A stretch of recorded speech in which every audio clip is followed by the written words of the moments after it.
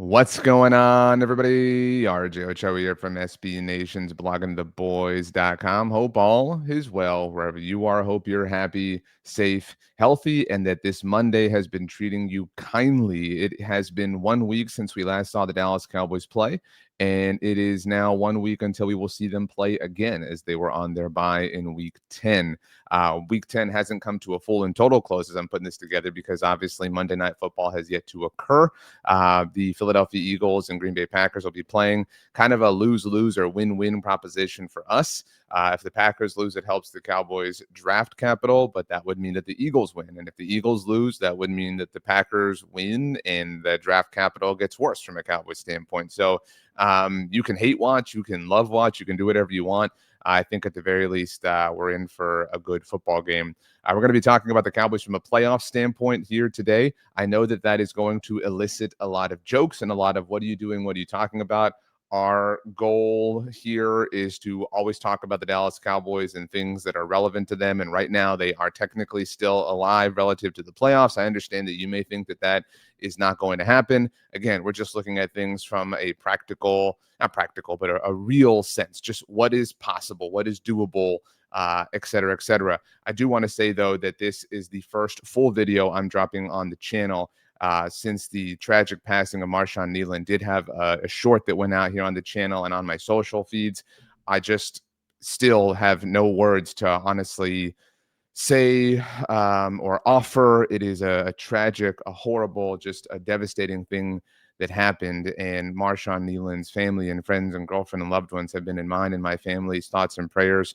And I don't know how to say anything about this. It is a very, very, very, very tragic thing, a horrible thing. 24 years old, 24 years young, just it's very difficult to process. And so if you didn't see the short that went out here on the channel, I did obviously want to say something about it here in our first full video. We resumed as best as we could normal practices on our website at bloggingtheboys.com. And we did have a post that went out. I've linked to it in the description down below that included resources for anyone who is struggling or knows someone who is struggling with mental health issues or thoughts of suicide. And if you are, please, please, please, please know that you matter. Your life matters, and please seek professional help. You matter. You matter. Marshon Neland matters. Marshon Neland mattered. It is just, I don't really know what to say. And I know that I come on here to talk about the Cowboys, and this is something that the Cowboys are involved in. It's a very, very heartbreaking thing. And may Marshon Neland rest in peace. And I don't have a good way to segue into talk about football. It's very just feels silly to talk about. But we're going to move forward as best as we can. And like I said, we're here to talk about the Cowboys and their playoff odds or playoff position, not quite odds. As I mentioned, Monday Night Football is yet to take place at the time of this recording. So obviously, if the Eagles are to win this game, it would make winning the NFC East more arduous for the Cowboys. The Packers are a threat to a potential wild card spot because I think we all agree. I think, look, the Cowboys are 3-5-1. And so winning the NFC East feels very, very unlikely for them at this point in time. I think it goes without saying that if they're going to be a playoff team, and I'm using the word if, and that word is doing a lot of heavy lifting for those of you who are going to say and comment, there's no way they're going to be a playoff team. Again, if the Cowboys are playing in the postseason, it is in all likelihood going to be because they are a wild card team. It is in all likelihood going to be because they are the third wild card team. It is in all likelihood going to involve them getting to 9 wins, which, given that they are 3-5-1, is a very difficult thing to ask, a very difficult proposition. They have dug this hole, and whether or not they can fully and totally dig themselves out of it obviously remains to be seen across the rest of this season. And I say 9 wins, and I think that that matters here. I think that that's a significant number. I'm not cherry picking. I promise I'm going to tell you and show you the information that I am for a reason. And the information at hand is that there are 55 teams between 2020 and 2024 that had 3 or fewer wins through the first 9 games of their respective seasons, like the Cowboys do now. And the reason we're looking at this specific sample size is because the NFL expanded to having 3 wild card teams in each conference in 2020. And that opened the door, obviously, for someone to be a little bit more down on their luck and ultimately reach the postseason, which is what we're, I think collectively hoping the Cowboys are able to do. Of those 55 teams between 2020 and 2024, 5 of them reached the postseason. So you're talking about 5 of 55 teams who fell into this hole, managed to climb themselves out of it. And if you don't think that they can accomplish anything when they get to the playoffs, allow me to tell you that the most recent team to achieve this particular phenomenon broke the Dallas Cowboys franchise in a way that they're still recovering. It was the 2023 Green Bay Packers. Let's take a look at this here because I do happen to have this. This is in an article that at this moment in time is not out at bloggingtheboys.com, but it will be in all likelihood by the time you're looking at this. These are the 5 teams. Again, these are the 5 teams between 2020 and 2024, obviously didn't include 2025 because the season is ongoing, who fell to a point rather, of having 3 or fewer wins through the first 9 games of their regular seasons. Most of them were 3-6. In the case of Washington in 2020, they were 2-7. And you can see their final records there, obviously, and the fact that 3 of them made the playoffs as a wild card. That's what playoffs means. 2 of them made the playoffs as a division champion. And that's a matter of a little bit extra luck, right? The 2020 Washington football team and the 2022 Jacksonville Jaguars happened to play in divisions that were so poor, that were so moribund, that they could win the division with low records. Now, 9-8 for the Jaguars a couple years back is hardly supremely embarrassing. I mean, it's a little embarrassing. I mean, just relatively, but not that bad. Still north of 500. But winning your division with a 7-9 record, I mean, that's the hallmark of a really, really, really, really bad division, which is what Washington managed to win in 2020. And even then, of their 7 wins in 2020, if we're allowed to look at the specifics of that season, you may recall that 7th win, that final win, the one that clinched, I'm using that word pretty loosely, the NFC East for Washington in 2020. That was Doug Peterson's final game as the Philadelphia Eagles head coach, and they kind of threw it to Washington in an effort to improve their draft standing, obviously. So you could argue that Washington had only 6 quality wins in 2020. And in fact, the New York Giants finished with a 6-10 record that year. And Joe Judge and the rest of the Giants roster, again, as you recall, were pretty miffed about the fact that the Eagles threw that game. It was the final game of the regular season in 2020, that Sunday Night Football finale that they normally save. But we're not here to talk about the 2020 Washington team. What we're looking at, again, I mean, it's important for context. We are looking at the 5 teams between 2020 and 2024, which is the time to date that the NFL has had 3 wildcard teams in either conference. The 5 teams of the 55 who began their season through the first 9 games of their respective seasons with 3 or fewer wins that managed to make the playoffs. So of the 55 teams who fell into this specific situation, the same situation that the Cowboys find themselves in here in 2025, 5 of those 55 managed to make the playoffs. The most recent of them happened to also destroy the Dallas Cowboys franchise in a manner that they still have not fully and totally recovered from. Shout out to the 2023 Green Bay Packers, who were 3-6 and finished 9-8 on the season, won a playoff game. So it is totally possible in a technical and literal sense for, yes, the 2025 Dallas Cowboys to rally to a point that they ultimately reach the playoffs as well. Is that going to happen? Obviously, that remains to be seen, and I don't think any of us are going to bet on it. I do think, though, as we establish data and we look at it, it's also important to note that the NFL is now a world of 17 regular season games. Since 2021, which is when the NFL expanded to 17 games in the regular season, 43 teams have fallen to a place of having 3 or fewer wins through the first 9 games of their season, like the Cowboys in 2025. And 4 of those 43 ultimately reached the playoffs. So you're talking about 5 of 55 teams in this specific situation since 2020, when the NFL expanded to 3 wildcard teams in each conference, but only 4 of 43 since a season later in 2021, when the NFL added that 17th regular season. These points of information, I think, are interesting and offer an example to point to and say, look, those teams did it. Those 5 teams did it. So the Dallas Cowboys can do it. Certainly, it has been done. You can find a historical reference. You can find a team or an opportunity or a point of reference to look at and say, look, we can be them. That technically, in a full and total literal sense could be the 2025 Dallas Cowboys a couple of months from now.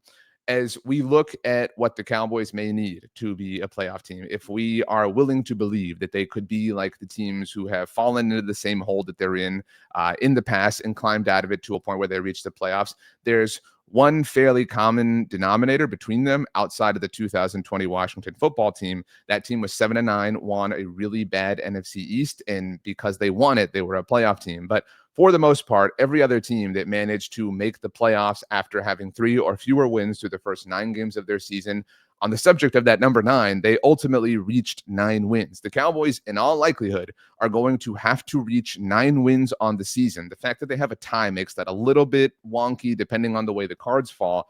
But in all likelihood, they're going to have to finish 9-7-1 to have a chance at being a playoff team. You could certainly make an argument, again, based on how the cards would potentially conceivably fall, that a 9-7-1 record may not even be enough. And some of that is because of the teams they've lost to. Consider that if they're competing with the Panthers for a wild card spot as an example, that they've lost that head-to-head tiebreaker, things like that. But ultimately, if we're just trying to set a bar, talking about potential playoff appearance for the Cowboys, a potential playoff appearance, they are in all likelihood going to have to get to 9 wins and maybe even beyond that. And with 8 games remaining, that is a very difficult ask for a team that only has 3 wins to date. But it's possible. And I want to look at this this way because, I mean, look, if the goal of the conversation is to talk ourselves into it, let's try. Okay. So the Cowboys right now have 8 games remaining. So we would have to, see them win 6 of them to get to 9. That would be the conversation. If you believe, or if you follow the math, if you follow the historical math, and I think that's the important context here.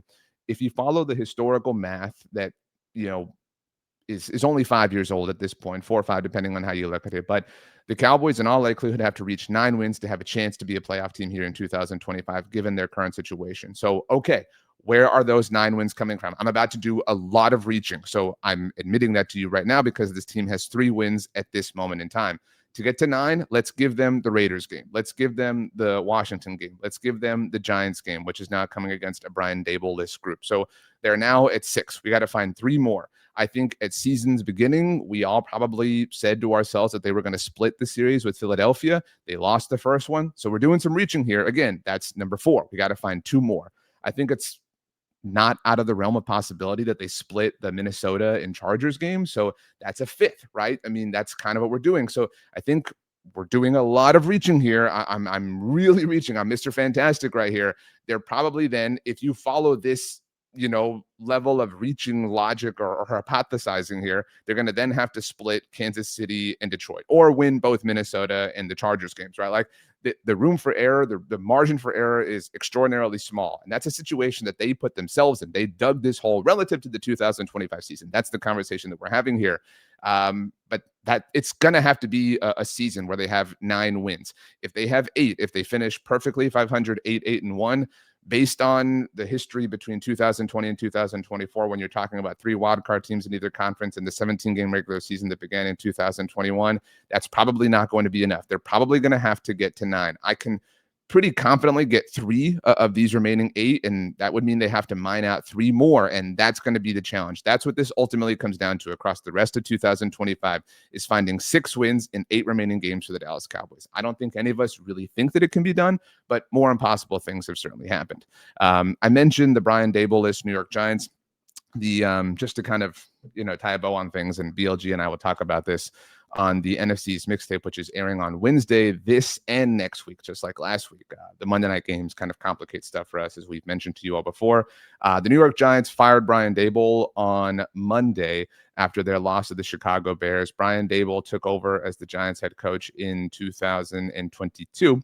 And he coached 7 games as the Giants head coach against the Dallas Cowboys. I know we talk a lot about how the Giants haven't beaten Dak Prescott since he was a rookie. There are some games certainly in Dak Prescott's tenure and career where he was out or absent for a Cowboys game against the Giants.